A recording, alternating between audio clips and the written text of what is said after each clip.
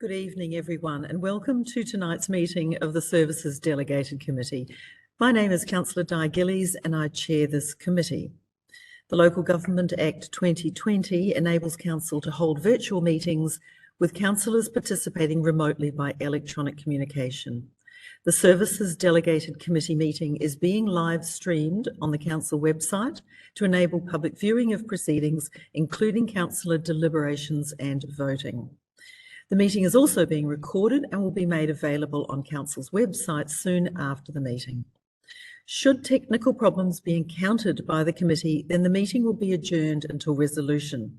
However, Council is not responsible for any technical difficulties that may be experienced by a member of the community in participating remotely in this meeting. Once the meeting commences, only limited assistance can be provided. I acknowledge those councillors present and on screen for tonight's meeting.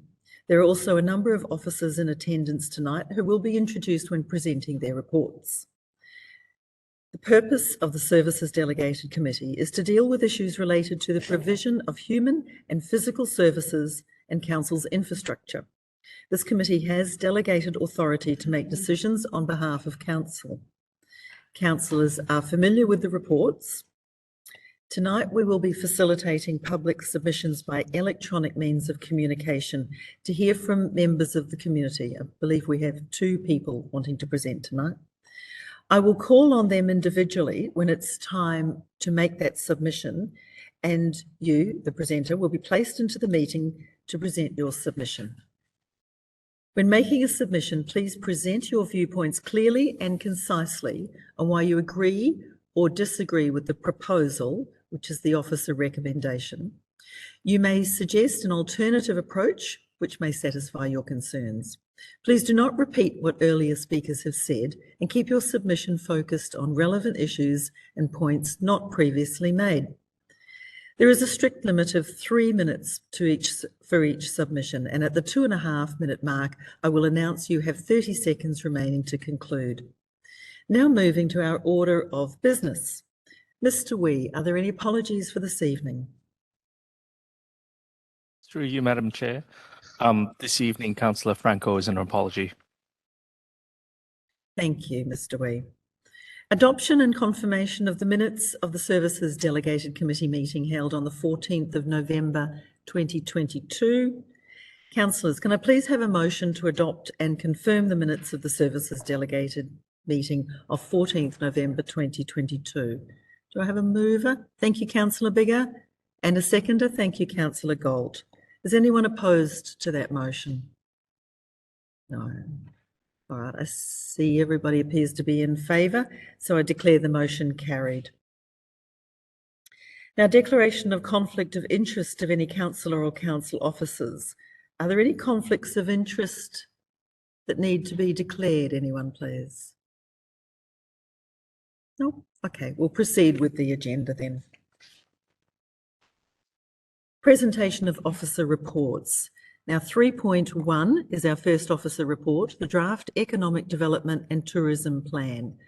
I call on Mr. Nick Lund, Manager of Strategic and Performance, to present. Thank you. Good evening. Thank you, Madam Chair, and good evening, councillors. Tabled before you this evening is the Draft Economic Development and Tourism Plan, which includes a draft action plan for 2023-24 at Appendix 3. Together, these aim to deliver positive economic, social and environmental outcomes for our business and broader community moving forward. The new draft plan is closely aligned to the Boroondara Community Plan themes with a strong focus on Theme 6, local economy. The draft plan is also framed as a whole of council approach to responding to the theme and presents a new approach as a result of positive learnings from council's response to the pandemic. The draft plan responds to community feedback gathered through the BCP refresh process and through staged consultations across the whole of council and community, business and industry stakeholders, as well as extensive independent economic analysis and research. The outcome of the consultation, economic analysis and research highlighted 4 key priority areas. Priority 1, thriving and engaging activity centres and shopping precincts. Priority 2, a productive and supported business community. Priority 3, an environmentally sustainable, circular and smart local economy. And priority 4, a desirable destination for visitors. The action plan for 23-24 contains 48 actions aligned to both the Boroondara Community Plan themes and the 4 key priorities of the draft plan. They work to facilitate a vibrant local economy, including tourism, and to drive positive social outcomes for residents, workers, students and visitors into the future. The action plan takes into consideration a range of external factors presently challenging economic development in Boroondara, including the impact of COVID-19, workforce skills shortages in key industries, the rise in remote and flexible work arrangements, the increase in online shopping and the changing role of shopping precincts, growing demand for health and aged care services, the rise in inflation and cost of living pressures, the rise in business adoption of technology and environmentally sustainable business models and practices. Council will implement and monitor actions outlined in the draft action plan in Appendix 3, and an action plan for each year will be released annually in line with Council's community plan and annual budget processes, with deliverables reported on annually. Council officers have prepared a communication plan and public consultation and engagement plan to support public consultation on the draft plan. Tonight, we seek a resolution for the draft plan to be released for community consultation from late January 2023. The officer recommendation is as printed, and happy to take any questions. Thank you. Thank you, Mr. Lund. Does anyone have any questions for Mr. Lund? Councillor Watson? Thank you, Madam Chair. Just a couple of questions. In the last council term, we looked at having an economic development plan, and was wondering if officers are able to tell us what was successful about the last plan. How did it all wind up? What is different about this particular plan than the last one? And do we have a plan in place so that we can understand whether this new plan, when it's modified and adopted modified by a community consultation and adopted by a council, what does success look like, and is it measured, and how does it get reported back to the community? And I know there's a whole lot of questions in there. My apologies. That's okay. Thank you, and through you, Madam Chair. There are a number of key achievements that came from the previous plan. The previous plan was from 2016 up to the current financial year, or current financial year. Things like our focus on having best-in-class neighbourhood shopping centres, so the investment in our Christmas in Boroondara program, our promoting and supporting a buy local culture, and the continued success and support of our traders associations with special rate and charge schemes. We've also, I guess, seen success in the way in which we've helped business establish and grow through the establishment of the Business Boroondara program, our business events and specialised training and development workshops, which we run a significant number of them every year, and the establishment of our concierge service to assist businesses to establish in Boroondara. So they're just one of a few. We actually do have them, and I'm happy to provide that separately, a list of them on our website that sits with the Engage Boroondara page for this consultation. So there's been plenty of success there. I think a couple of the key things that we see into the new one, the new plan, is in relation to, I guess, our learnings from the COVID, the COVID response, and I guess businesses really connecting with council in relation to the supports that we've been able to provide them. The way in which we've provided, a community development approach to engaging with our business community during that time, and we want to continue to strengthen those ties moving forward, and also looking at what our community's told us as part of the refresh of the Boroondara community plan. Ensuring things like the environmentally sustainable, circular and smart local economy are included as part of the plan moving forward. So they're some of the, I guess, what we had from the last and some of the key new elements. As far as what does success look like, we'll be managing, I guess, well, monitoring it as part of our annual reporting processes. So we'll definitely be developing the annual action plan as part of the annual cycle of our planning for council. Anything that requires budget bids would be coming through council as part of the budget process, and that any actions that we have identified would then be reported as part of the annual reporting process. So success. Thank you very much. Yes, sorry to cut across you. Thank you very much for answering my questions. Thank you. So that satisfies all your questions, Councillor Watson? Okay, thank you. All right, does anyone else have any other questions for Mr. Lund? No, I can't see any more. Councillor Watson? Sorry, Madam Chair, just one I forgot to mention. In relation to tourism, we have one of our parks is now the Maranoa Botanic Gardens. In our tourism strategy, are we having a focus on our parks and people places? And is there a particular focus perhaps on the Maranoa Botanic Garden given its unique status? I'm happy to answer that. Thank you, Ms. Brown. Thank you, Karen. So yes, we do have that listed as an action in our action plan, but we've also got a focus on effectively leveraging off our latent tourism potential in the form of heritage, our parks and gardens, shopping, dining and cultural and event segments. So in terms of the Maranoa Botanical Gardens, I would see that would be one of the parks and gardens that we would seek to highlight, particularly around the Indigenous nature of those gardens. Thank you very much, Ms. McLean, and thank you for your indulgence, Madam Chair. That concludes my questions. Thank you for your questions. Just to recap again, any other questions from anyone regarding this report? No, I don't see any hands. All right, councillors, I'm in search of a motion, please. Councillor Watson.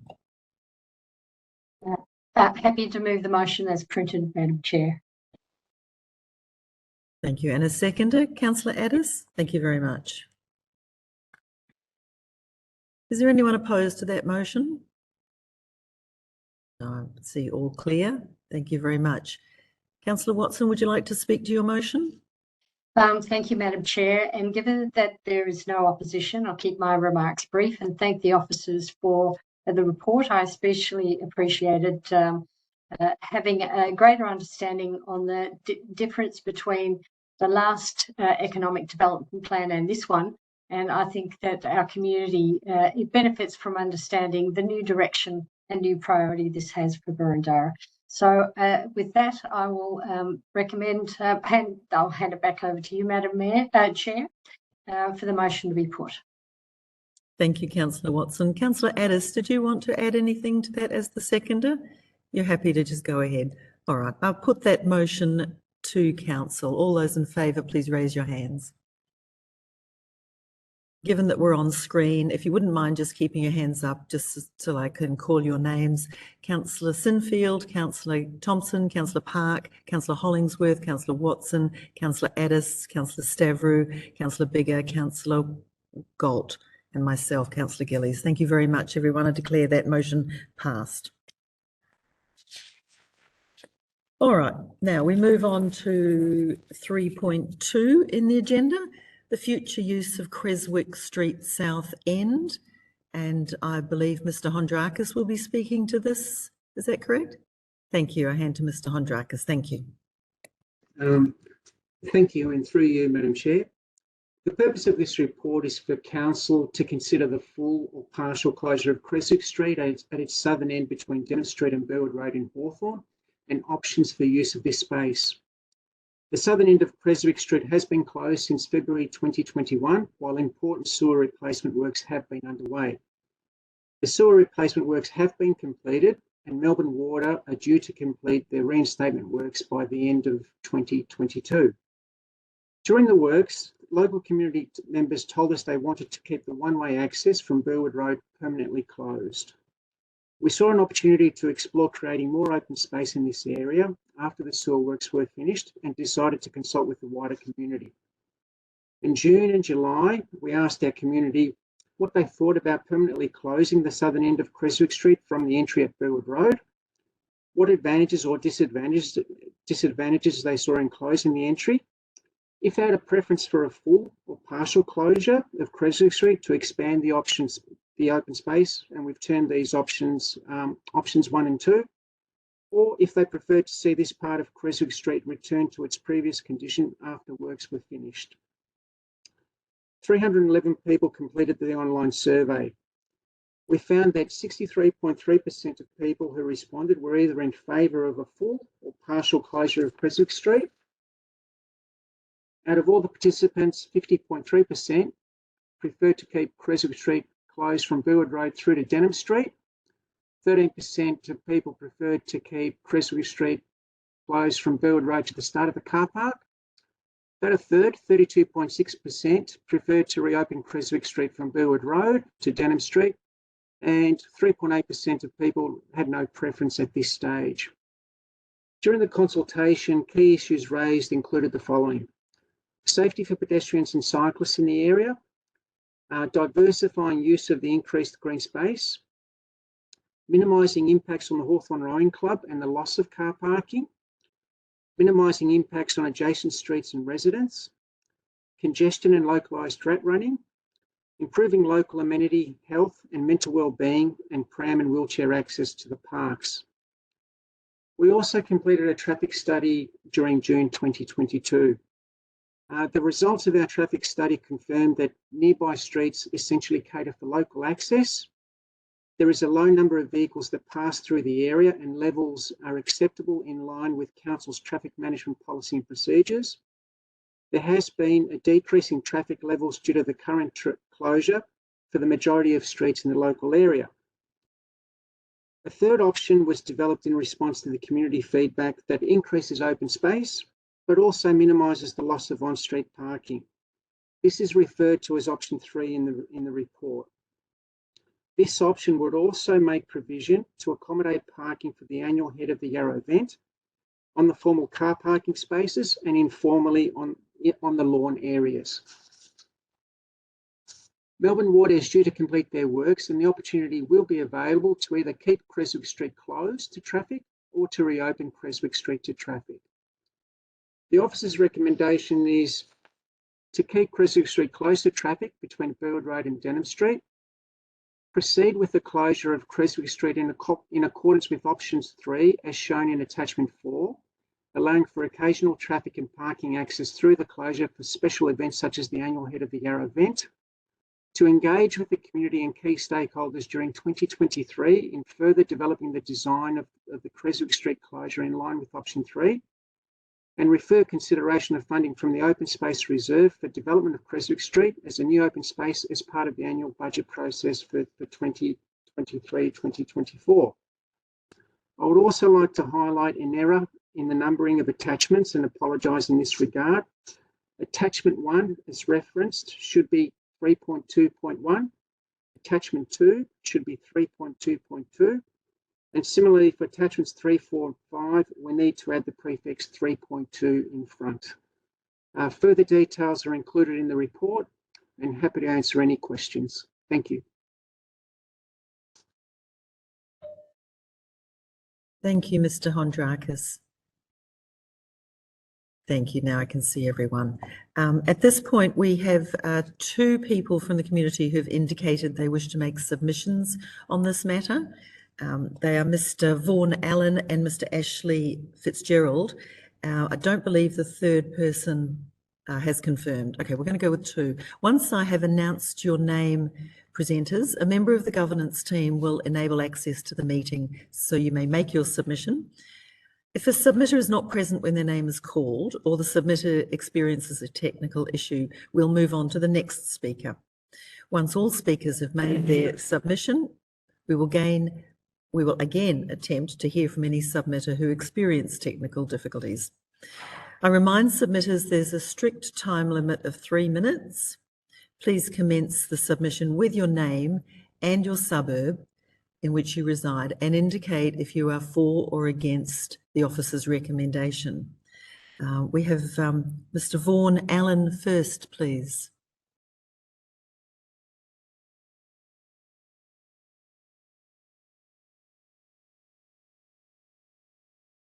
Good evening, everybody. Good evening. Are you happy to commence with your 3 minutes? Absolutely. Thank you. And Okay, please, name, suburb, and confirmation or not. so my name is Vaughan Allen. I live on Creswick Street in Hawthorn, and I am in support of the officer's recommendation. I am particularly in support of the full closure, but I am also cognizant that I am as part of the 13% of the community that supported that. Although I am buoyed by the fact that community consultation was almost 2/3 in favour of a closure of some kind, in particular at the southern end of Creswick Street. I'd also like to highlight just how incredible it was seeing the data that indicated that there was a real clear reduction in rat running that occurred as a result of that closure, not only on Creswick Street, but also on the neighbouring streets as well. In terms of the options that were presented, I really do like the way that officers included provision of a shared path along the Creswick Street Reserve area, as well as consideration for lighting, particularly for people at night moving between the residential area and the tram stop. And also did like the consideration for some informal open play spaces towards the northern end of the study area under consideration. I'm particularly in support of the way that they considered parking arrangements for the Hawthorn Rowing Club. It reminds me a lot of the way that the MCG deals with overflow parking at event days, where we don't have to have car parking used for the entire time. We can have something that can be a flexible space that can be used for open space the majority of the time, and then be opened up for other uses when there's peak events on, such as the Hawthorn Rowing Club event. In closing, I'd really like to see a little bit more thought as well on the way that Denham Street and Creswick Street is managed. There's a lot of speeding downhill from Denham Street, turning right onto Creswick. Something like a speed table or some other sort of traffic calming device, I think, would do really well there.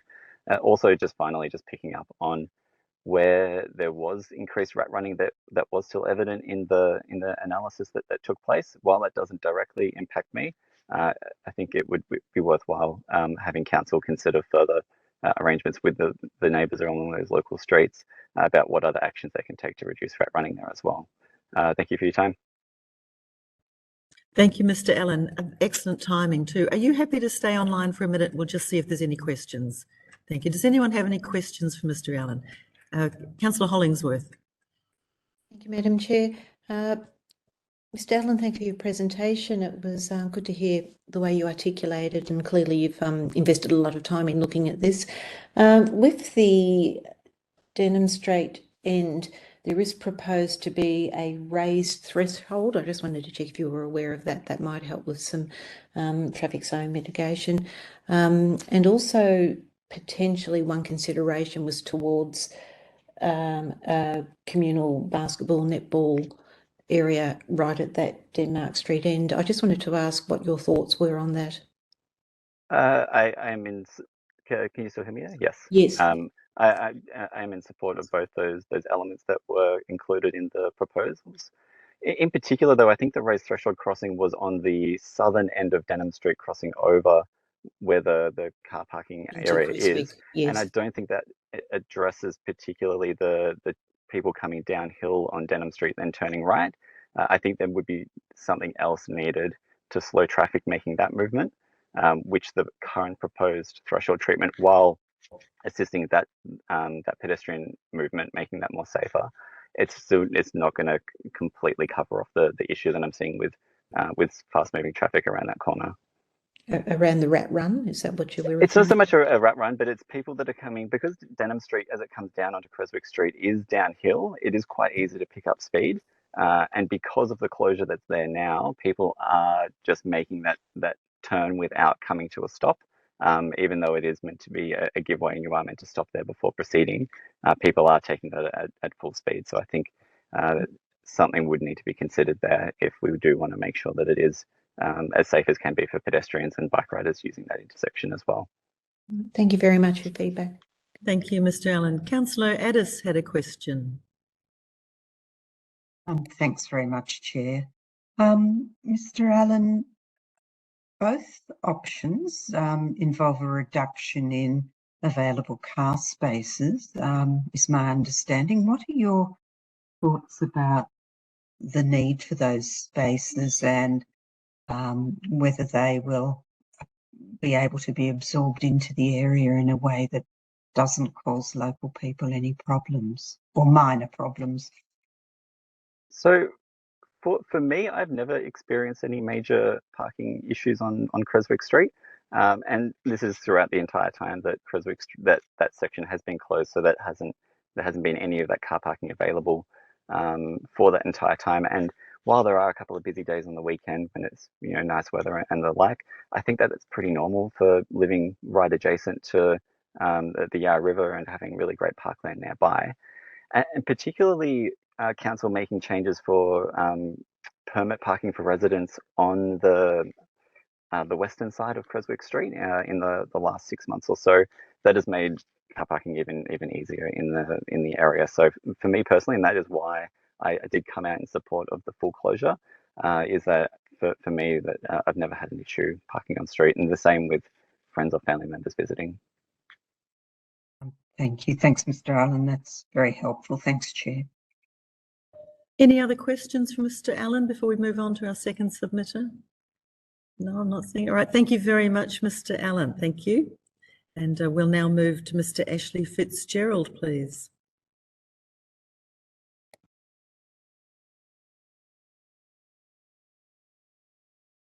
I've muted myself. Is that okay?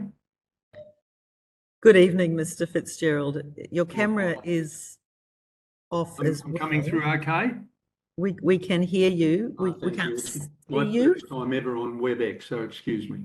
Madam Chair and councillors. Welcome. Why should Creswick Street remain open? Oh, I'm sorry, I forgot. My name's Ashley Fitzgerald. I live in Hawthorn, precinct 24, which I'll refer to as P24. I am against the officer's recommendation. I'm the retired precinct 24 spokesperson of the Heritage Review a few years back. Okay, so why should Creswick Street remain open? It has been open for who knows how long. In 1845, the first house was built at number 5 Creswick Street in precinct 24. Why close the entrance now? It seems obvious to me that the people who live in precinct 24 should have the right to say whether Creswick Street should no longer be an entrance into their precinct, not people who don't even live in the area. I refer specifically to the review participation rate. 72.4% were Hawthorn residents. How many were from precinct 24? And further, 72.4% means that 27.6% were even from other suburbs. It appears to me that there has been a canvassing sort of harvesting of people who are like-minded politically rather than involved in the day-to-day living and coping patiently over 2 years, waiting for Creswick Street to reopen. Visitors to the area would not be against Creswick Street being reopened unless there is a political bias again of some more green open spaces. But we have 3 parks in precinct 24, Pridmore, Yarra Bank, Creswick Reserve. We are lucky we don't need more open areas at the expense of losing one of our entrances. I'm sure the rowing clubs that use the parking of the entrance to Yarra Bank in Creswick Street are grateful and would not want it closed. The recent toilet facility also would be appreciated by regular travellers who can park in the same area. It's also nice for people who park free along Denham Street and Creswick Street that they can catch the tram to the city. There were some residents in Denham Street at the end of Creswick Street that were in favour of closure because it cut down the rat route traffic from Burwood Road. There were other residents in the same part of the street that didn't want it closed. We have not been given details of where the objections came from for it being reopened. Residents have told me that they have had to put up with rat route traffic elsewhere in Precinct 24, and we would be in trouble if we closed off those places as well.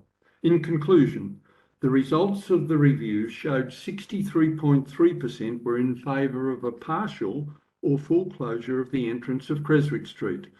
I query the basis on which the results seem to favour closing the entrance only because it has been garnered in a way that the residents are disenfranchised.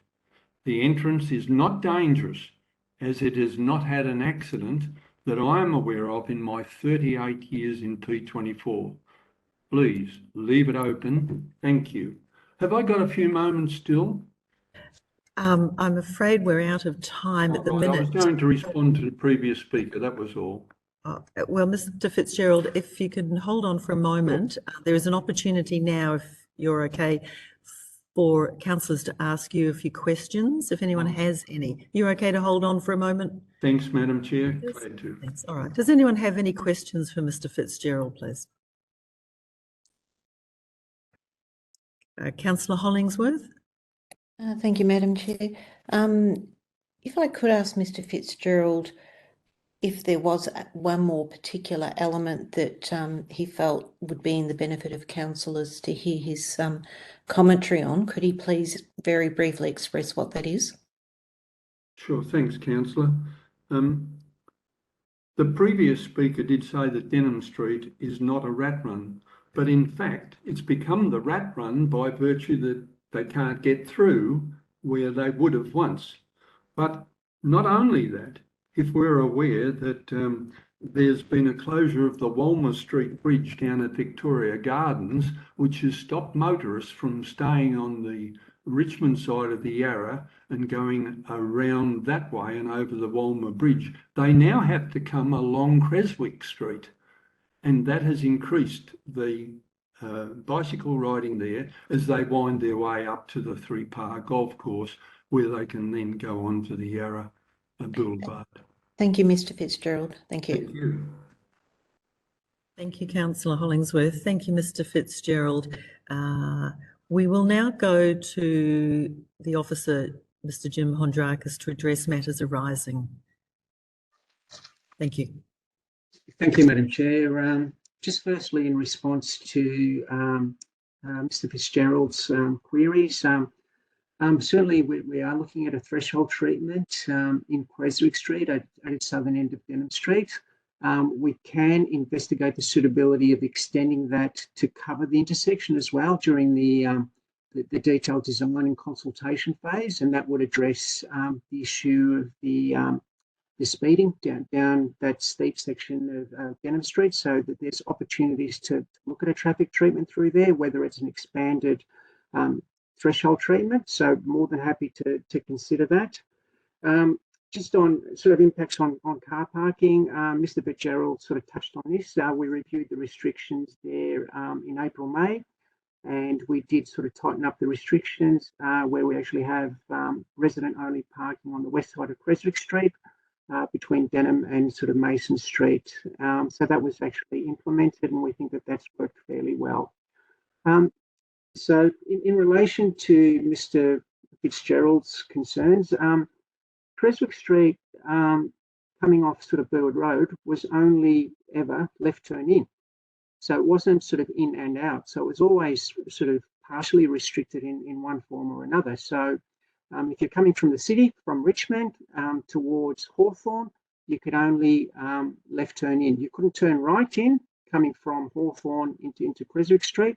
So and you certainly couldn't get out of Creswick Street onto Burwood Road. So it was always partially restricted in the past. In terms of the consultation, yeah, we had 72.4%, from Hawthorn, but we did a letter drop that was in the order of 1,500 sort of properties, and we also consulted with owners that may be not living in the area, but maybe owning property through there. So that actually sort of captures some of the different sort of demographic data that we've actually sort of received. But certainly the consultation was very, very broad. We looked at both the north and south sides of Burwood Road, and we used our boundary with the City of Yarra and extended sort of east. With respect to the parking in Creswick Street, there's basically 32 bays there at the moment, and historically they were unrestricted spaces. So commuters were parking there. They would actually park there and then sort of hop on the tram and make their way into the city. So it wasn't actually serving its purpose in terms of providing parking for park users. So we actually introduced 3-hour parking restrictions probably a good 7 or 8 years ago to make sure that those parking facilities were there for people actually using those reserves. Traffic levels are down within the precinct, and in terms of sort of rat running, our data actually does show that the levels are very, very low to moderate, including Denham Street. So we're averaging 571 vehicles per day. This is during the week. Levels would be lower on a Saturday and Sunday. So it's very, very low in comparison to traffic levels in most streets in Burundara. So they're not unacceptably sort of high.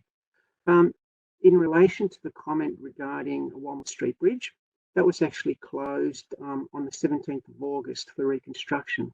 The data that we collected was in June, so it was actually prior to the Walmer Street sort of bridge closure. So it is sort of fairly sort of representative. So I think that's sort of important to sort of clarify. So that's about all I've got to say in relation to those issues. Certainly we can interrogate the data a little bit more and make that information available should Mr. Fitzgerald require it. The other overwhelming sort of aspect here is we did have very high levels of support for a partial or full closure. So that's what the community is actually sort of saying to us. They do support it. They see the value in open space, and in general, they were quite supportive of one or the other. Thank you, Madam Chair. Thank you, Mr. Hondrakis. Councillors, any questions for Mr. Hondrakis? Councillor Sinfield? Thank you. I'm wondering if Mr. Hondrakis might be able to help me understand a little bit better attachment 4, which was option 3, just in relation to how that would work as a partial closure. Is it proposed that vehicles and boat trailers, for example, would access along what is coloured orange, the shared path where the removable bollard is, with some sort of traffic management in place there? Or am I misunderstanding? Through you, Madam Chair. Look, you've hit the nail on the head. That is exactly correct. So we would actually have removable bollards or a different type of barrier for the annual Head of the Yarra event. Those bollards would be removed. The shared path through there would be designed to accommodate a vehicle. So it'll be a better sort of subgrade used, and they would be able to use that shared path, and they would actually have the option of parking on the lawn areas or the formal car parking spaces for that event held once per year. So lawn areas and sort of formal sort of car parking areas. And after the event, the bollards would be actually reinstated and the road would be closed to traffic. A follow-up, if I may, Chair. Just in relation to the conflict between cyclists, pedestrians and vehicles with trailers that may cause, I appreciate it's one event per year, but are officers comfortable with vehicles then driving on a shared pathway? Look, through you, Madam Chair, I think that can be managed. Certainly the Hawthorn Rowing Club does have marshals and supervisors through there, so this would be a fairly regulated event, and there would be a need for traffic management and control, and we'd certainly sort of get involved with the Hawthorn Rowing Club during the staging of the event and the planning of the event, and provide guidance as well. And between council and the Hawthorn Rowing Club and the traffic management company, we would maintain safety. That would be the intent. Thanks, Chair. I'm not sure that I'm 100% comfortable with that, but we'll see where the majority sits. Thank you, Councillor. I didn't see any other indications of questions. Councillor Biggar. Sorry, yeah, I did want to just clarify, following up on Councillor Sinfield's question, that about so in the paper, I think it was just an oversight that on page 123 or 13 of 32, for option 3, it doesn't specifically say temporary vehicular access for the Hawthorn Rowing Club would be allowed, but I presume, based on everything you've just said, that it certainly is to be, it's assumed for option 3. Is that correct? Through you, Madam Chair, specifically, yes, we would make specific provision for the Hawthorn Rowing Club, and yes, in hindsight, we could have made that a lot clearer in the report. That's all right. And then, if I may follow on with the question, so just to follow up with that, because Mr. Fitzgerald suggested that the rowing club might be concerned about this, and you might have had conversations beyond those that I have had. But my understanding is this correct, that the rowing club, the only aspect of this that they were concerned about is that they have this access on these days once a year. Is that correct? Apart from that, are they happy, as far as you know, Mr. Andrakis? Through you, Madam Chair, yes, that is correct. That was their number one priority, making sure that it wouldn't jeopardise the Head of the Yarra event. Thank you. I just wanted to clarify to make sure I hadn't missed anything there. Thank you so much. That's all my questions for now. Great. Thanks, Councillor Biggar. Any other questions? If not, thank you, councillors. Is anyone prepared to move a motion, please? Councillor Galt, what is your motion, please? On mute. Thank you, Madam Chair. I would like to move the officer's recommendations with a modification to clause 2, which I think will go some way to addressing the concerns of Councillor Sinfield and possibly Councillor Biggar. I'm happy to discuss this as part of my speaking to the motion if you'd like, or we can go through it now if you wish. Let's give everyone a moment to have a read, and at this point we don't have a seconder yet either. So just have a read of that, everyone.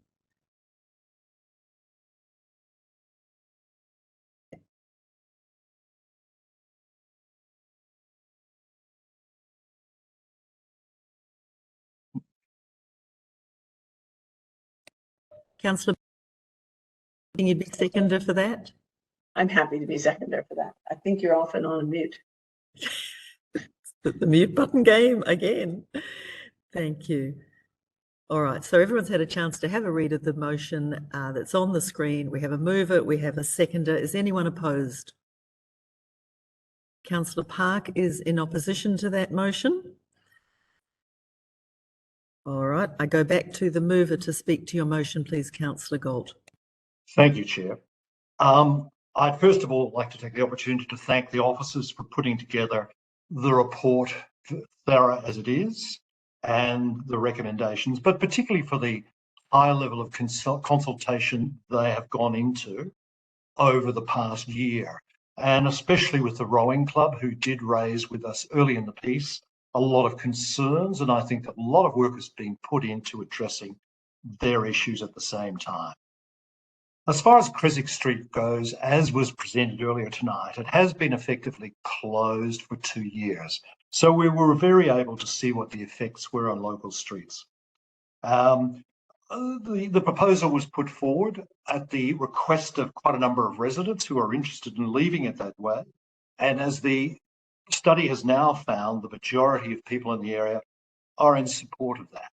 It's also delightful to see that closing it would have minimal effects upon the traffic. The opportunities presented by it, as I can see, is we obtain some further green space, which we keep looking for constantly at no acquisition cost. Certainly further down the track, there'll be some money to be spent to develop it, but hopefully Melbourne Water will do some of this. And we would have to do this with any new green space we acquired. I'm pleased to see in the report that whilst not specifically mentioned in the Boroondara open space strategy, things like this are alluded to. It's also a great opportunity to link two parks, to link the Yarrabank Reserve with the Creswick Street Park, which I think is very good. And I'd also think it provides us with another link in a drive that isn't official on council, but something I mentioned a number of times, the Rocket to River Trail. It puts another link in that chain, which I think would be fantastic. So tonight, I'd like to hope I can get your support to support this recommendation with the one small change. The change I've introduced because of, I know that Mr. Hondrakis has very clearly said in his report next year will be spent putting quite a bit of detail into this and further consultation. So a lot of the kinks will be ironed out of it, but I'd like to make sure tonight that we're heading in that direction and that we do provide properly for the head of the Yarra competition. There will be consultation on that. And because I can see that in option 1, which is 3.2.1, I think, or 3.2.2 actually, that the boats were very well provided for, but in the recommended option, which I support, which was option 3, it wasn't as clear on that. So I'm very keen to see that in the detailing of option 3, we clarify that point. So hence the amendment to clause 2 tonight. So I'd like to recommend that to you now. Thank you, Councillor Galt. Councillor Bigger, as the seconder, would you like to speak now or reserve your right? Reserve, thank you. Okay, thank you. Would anyone else like to speak to this motion? I note Councillor Park was in opposition, but I don't see an indication that you'd like to speak. Is that correct? Councillor Park? Well, when one's hand isn't in the air, that's a fairly good indicator, yes. Thank you. Just the virtual world we're living in. I'd just like to be clear. Thank you very much. All right. Does anyone else wish to speak to this motion?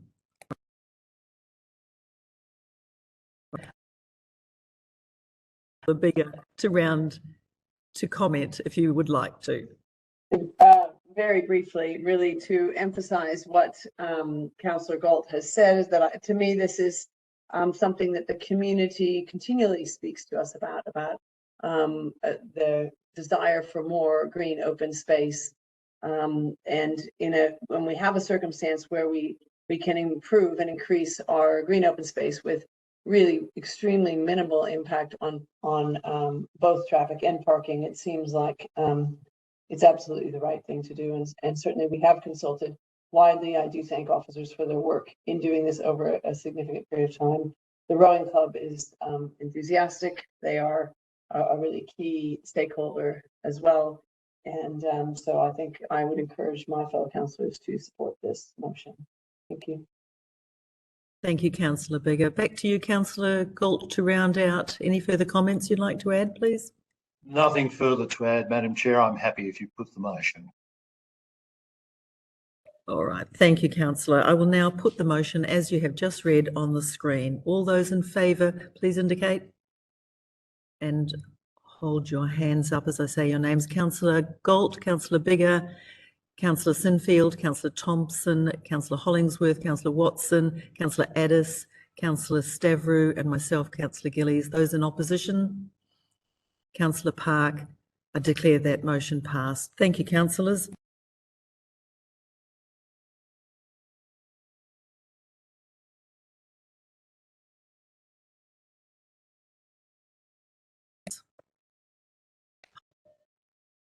Playing mute games. Sorry, folks. Are there any matters of general business? I don't see any indications. Councillors, are there any matters of urgent business? No indications. Confidential business? No indications. We will close the meeting to the, we will move now to closing the meeting since we have finished with our business. So before I close the meeting, I'd like to thank you all, thank everyone present and thank everyone who has joined us online this evening. And I wish you, your family, good health, and I declare the Services Delegated Committee meeting closed. Thank you.